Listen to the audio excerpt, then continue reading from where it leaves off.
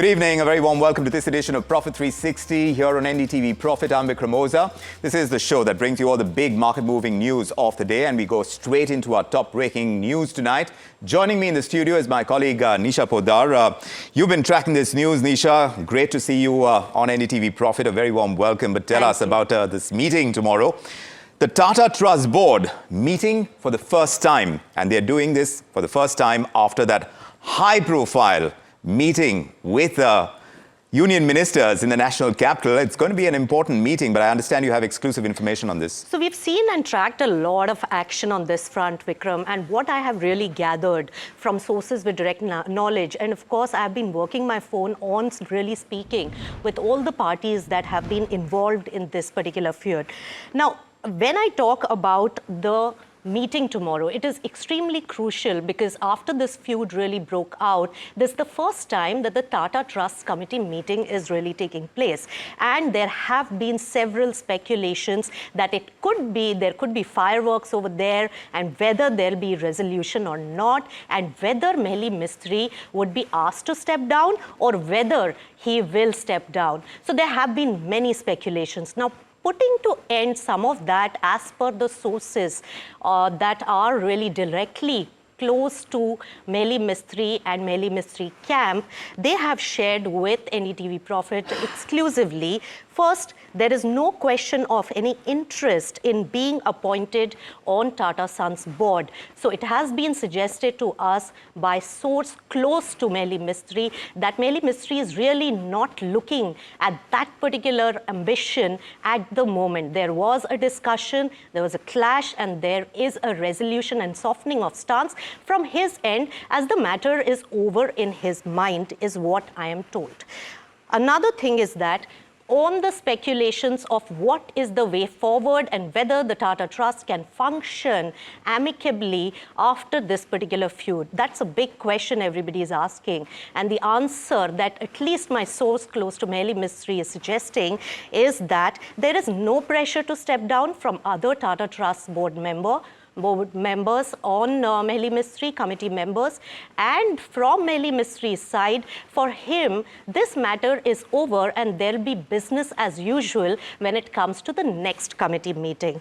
I also hear that they expect smooth functioning of the committee meeting tomorrow, which starts at around 10 a.m. in the morning, and there'll be series of meetings. There'll be 3 of them regarding the trusts, and also that the philanthropic activities and the business as usual will be conducted is the expectation, at least from the Mehli Mistry side. Now remember that we did reach out to Mehli Mistry directly to really get some guidance on these aspects as well as the information that we have got from the sources, and Mehli Mistry told to us that he has no comment to share at this particular point. So this is what I've gathered, Vikram, and this is very critical because a lot has happened, and even government has stepped in for the resolution of this matter. So this matter has really gone far and wide, and looks like that at least from the Mehli Mistry's camp,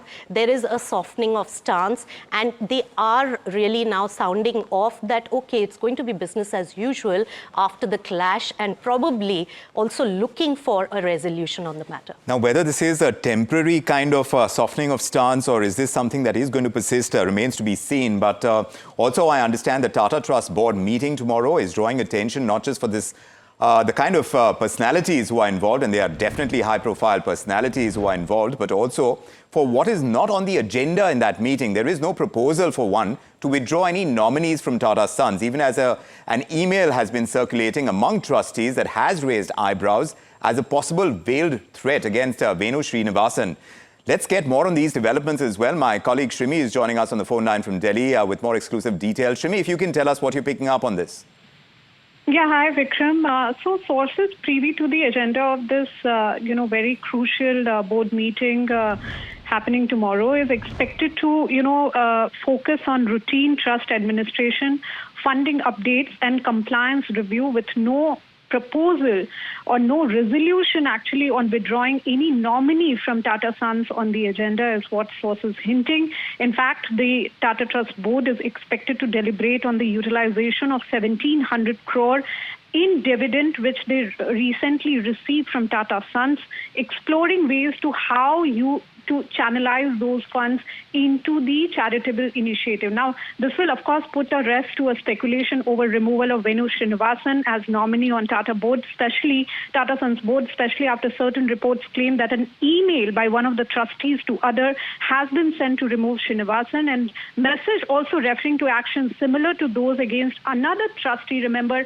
on September 11th meeting, which has deepened the divide within the trust. So people familiar with the matter said that efforts are on and are underway to calm the situation and balance the internal power play that has emerged within Tata Trusts in recent months. And in fact, this rift, as we've been reporting, has reached New Delhi as well and has drawn attention across stakeholders and investors with a hope for resolution among trustees. So for now, Vikram, the October 10th meeting is expected to remain administrative and procedural in nature, focusing largely on the trust operation. And in fact, sources also indicating that while larger governance call for the appointment and the renewal of trustees' term is expected to kind of taken up at a later stage once the consensus is achieved. So that is for later, but with the government intervention, this meeting taking place assumes a lot of significance. Is it going to be business as usual, like our colleagues are reporting? That remains to be seen. But let's unpack all this exclusive information about the meeting that's going to take place on Friday, the 10th of October. And for that, we have Supreme Court lawyers H.P. Ranina and Swapnil Kothari joining us. Swapnil Kothari, do tell us, because like my colleague has been saying, sources close to Mehli Mistry are saying, there is no question of him seeking a board seat in Tata Sons. How significant is that in your opinion, this kind of clarification? Does it effectively cool off the conflict, at least for now? I think it should for some point in time, Vikram, but, be that as it may, trying to say one thing one way or the otherwise doesn't actually may cool down tempers for a bit. But at the same time, what it could do is that there could be many, many more internal matters which we may not be aware of and where exactly the rift is lying, because the very fact that there are two camps and the very fact that this is catching media attention clearly means that there are some issues which have not been as smooth, or which earlier, even if they were not smooth, Ratan Tata could handle them.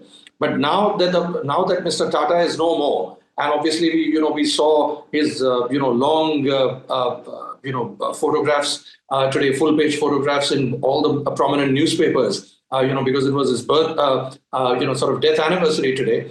But the point is that be that as it may, Vikram, my point is very simple, that corporate governance has to be transparent. Number one, I'm strictly going by the principles of corporate law. Two, that any issue between the appointment of directors or appointment of trustees, be that as it may, should be solely on merit. And people who are generally long-standing and have been upholding the tradition of the Tata Group should be there in that place if you want to preserve the tradition of the Tatas. So, yes, modernization has a certain demand. Cyrus Mistry also had certain issues. And obviously, the legal battles eventually resulted in his ouster. But the point is that this, I hope, does not turn into a legal battle, and it tends to, be resolved within the four corners. Because the moment you've seen something with Sona Comstar. Now, when these kind of things erupt outside, that, what happens is that it tends to very much destroy the trust of the shareholders, because ultimately, as it's called, that the shareholders own the company and the board runs the company. That's so right. If I am a small shareholder in a company, I don't want to see these kind of fights where, a matriarch would come and say that I did not know what was happening and people hid things away from me. And likewise, when you're talking of the Tata Group, which is, a symbol of excellence, integrity, and, global name, imagine something of that nature happening at the top level. Yes. Somewhere or the other, even if you run things on autopilot for 10 years, next 15 years, these things will tend to diminish the value of the Tata Group, and it will not be any different from any of the rest of the conglomerates that we have. saying that, these things happen 6 times here in other conglomerates, Yeah. and here it's happening twice. But Yes. that twice also is something which really, really tarnishes this so far unblemished image of the group. That's right. Well said, Swapnil, because we've seen many battles of different forms now play out in the last 5-6 years. But HP Ranina, talk to us about the significance of the government's intervention. And of course, it's a trust structure. That's where the government really stepped in. How do you see this development? I think it's a very positive development because the government must be congratulated and appreciated for the fact that it has stepped in to make sure that nothing boils over. This has to be kept low and low profile. Matter has to be sorted out by the mature trustees who are there. Because as you rightly said, this is a very important conglomerate. It is not only Indian, it's global in nature. And nothing should happen which will spoil the image of the Tatas or which will destroy the confidence of investors, shareholders, and other stakeholders in the Tata Group. So I'm sure each and every trustee personally is a very sound, very matured person. And whatever issues are there, differences of opinion will always be there. I've always believed that there are differences that doesn't amount to a dispute. There's no dispute as far as I'm concerned and as I'm aware of. It's only a matter of difference of opinion on how things should be done. So if generally as a matter of good corporate governance, whenever there's a difference of opinion, the majority vote prevails. Even in the case of board of directors, there could be differences of opinion, but the majority decision of the directors prevails. Similarly, in the case of a charitable trust, in fact, it is well recognized in law that whenever trustees disagree, the majority view prevails. There are a lot of Supreme Court decisions on this point as well. So differences will always be there, like in every human relationship, but these differences will be sorted out in a very cordial manner, which is in conformity with corporate governance principles.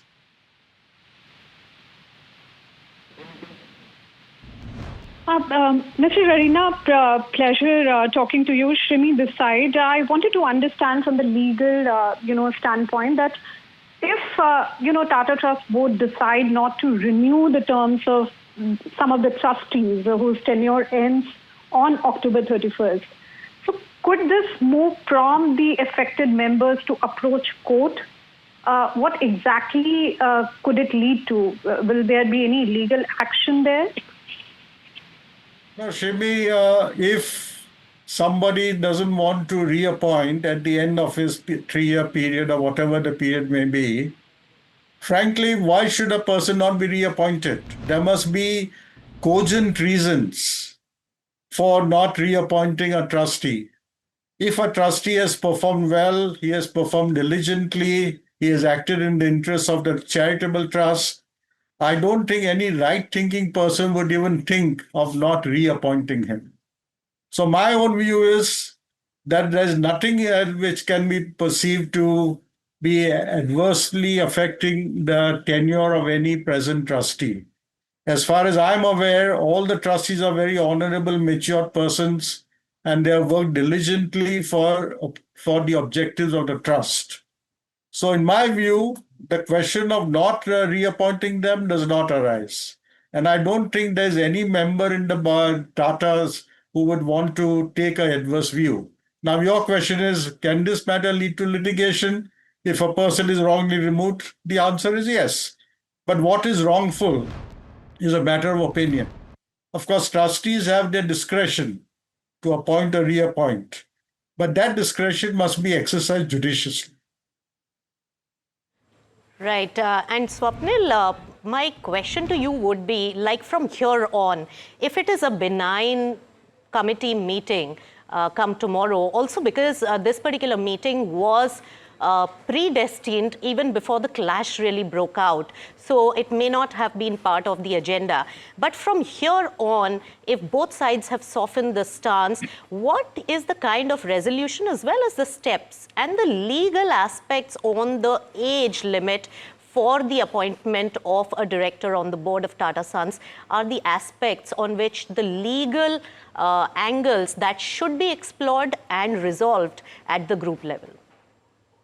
First of all, Nisha, I don't think that this meeting is going to be absolutely benign. There are bound to be some fireworks, given the amount of some discomfort that some people could be having. And as far as the reappointment or the appointment of the trustees is concerned, I think if a person is not reappointed, I think he or she should accept it maturely and not go to court. That is my opinion. That would be my advice, because an organization is more important and larger than the individual. And you've had your say, you've had your term. They don't want to reappoint you for whatever reasons, whether it's deliberate, whether it's absolutely innocuous. That is something which you have to accept with a pinch of salt. If you really loved the organization that you served, easier said than done, but that would be my view. As far as the second aspect that Nisha that you asked me is that the directors on the board. Look, each of them is absolutely a stellar personality, stellar credentials. You cannot just not appoint them or not bring them on the table as far as the entire 21 listed companies are concerned, or 29 listed companies of the entire $238 billion market capitalization is concerned. Somewhere or the other, the directors will have some sort of a say in this and will continue. I don't think to me, this entire dispute, or I wouldn't even use the word dispute, I would use the word differences, will hinge upon the fact that which camp wants to promote, profess, and still continue to propagate Ratan Tata's and JRD Tata's philosophy of running a conglomerate. That it should be with trusteeship for the future, for the future progeny. That is what basically Mr. Ratan Tata believed in. And he believed that, we just not ought to profit here, we ought to profit. Yeah. But at the same time, we have to continue our charitable topics and our charitable objectives. So that is where it is primarily going to hinge upon, and which party believes in it more and which philosophy is going to eventually prevail. And I hope that there is some sort of a blend between that. And I don't for a moment prescribe or subscribe to that policy or to that myth, which I would call that Mr. Ratan Tata was not modern, just because he pursued these noble charitable objectives. So in that sense, I'll take this across to Mr. Ranina as we wrap this up. Is this really a feud which is about inheriting the legacy of Ratan Tata, Mr. Ranina? No, Vikram, it is more about carrying forward the vision and the objectives of Tata, starting from Jamshedji Tata. So charity has been the hallmark of the Tatas, and that charitable objectives must be carried forward. And just to say very frankly that I think the trustees are today having a tremendous responsibility, because the Tata Trusts are today running charitable institutions, running into thousands of crores, where thousands of crores are invested by the charitable trusts. It is more than that. This trust is more than a small scale or medium scale or even a large scale corporate. It is so huge considering the number of hospitals and the other institutions that they are running. So it runs into thousands of crores. So you need trustees who will be working. Normally all trustees are, working in an honorable capacity in the sense that they don't take any remuneration. But they still have to apply themselves because they have a certain obligation. Having accepted the appointment of a trustee, they have an obligation to make sure that the vision, the legacy of Jamshedji Tata, JRD Tata, Ratan Tata all fulfilled, and the charitable objectives of the trust come to its real fruition. That is a real institute. That is a real challenge. So these board of trustees have a very important role to play. And I think apart from being on the board of a Tata Sons or any other company, what is more important is that they should dedicate themselves to making sure that the charitable activities of the Tata Trusts are successful and achieve the objectives for which the money has been allocated. Well, that is indeed the hope. And of course, we'll be watching this meeting unfold. this Friday. It's going to be an important one, whether they carry on with the philanthropic activities. And that's largely what we are hearing. This meeting is about carrying on. Business as usual is the line that we are getting, and perhaps we will see more of that in that meeting unfold. So while we are trying to see whether this is going to be a turning point in resolving a high-stakes boardroom rift, I want to thank our panelists for joining us, HP Ranina, Swapnil Kothari. Thank you for making the time and giving us your insights. And indeed, my colleagues Nisha Podar and Shrimi, thank you indeed for getting us all that exclusive information. We'll be tracking tomorrow's meeting very closely. That's right. And indeed, as we move along, we've been reporting on this boardroom battle on a significant day. Today marks the first death anniversary of Ratan Tata, the esteemed former chairman emeritus of Tata Sons. He's been celebrated for his visionary leadership, his unwavering ethics and deep commitment to philanthropy. He was a key architect in shaping India's industrial growth and social progress. So on this solemn day, there are tributes that are pouring in from across the nation, from citizens, from leaders, industry stalwarts, all honoring the enduring legacy that Ratan Tata has left behind. Here's a glimpse into the remarkable life of a man who truly transformed a nation.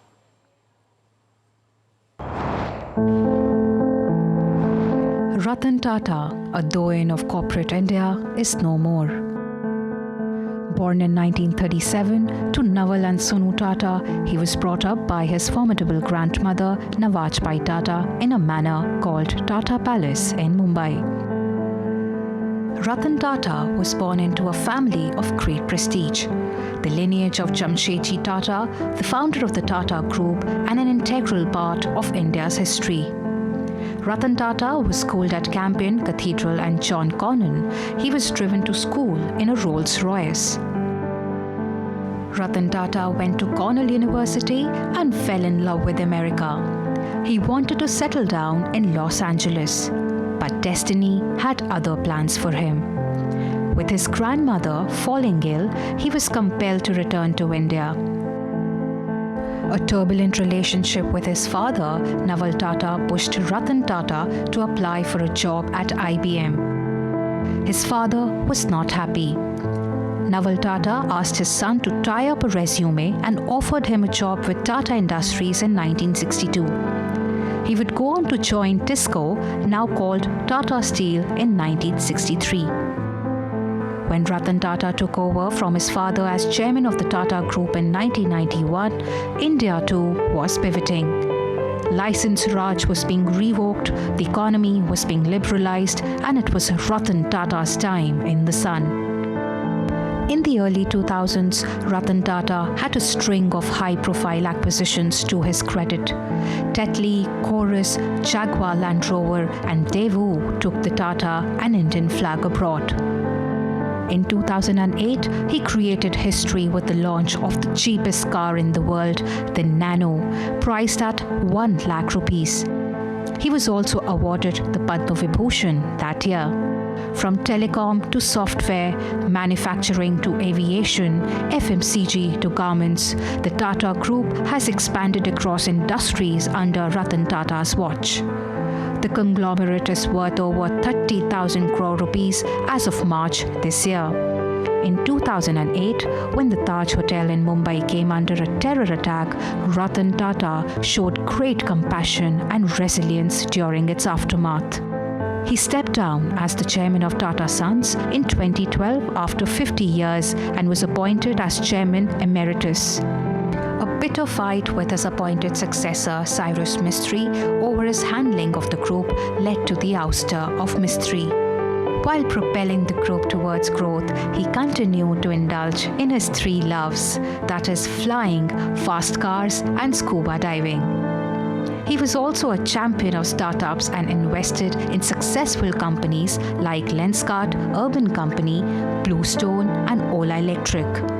Ratan Tata was well known to be very fond of his German shepherds, Tito and Tango, and lived a simple life even as he created great wealth for fellow Indians. What a remarkable journey, what a remarkable legacy, a reminder of how visionary leadership and unwavering ethics, a deep commitment to society can truly transform a nation, and that's exactly what Ratan Tata has left behind. as a legacy. His first death anniversary today, not just about looking back at a storied career, but also reflecting on the enduring values that he's instilled in Indian business and philanthropy at large. Thanks from all of us for joining us here on Profit 360, and do keep it with us. Have a great night ahead.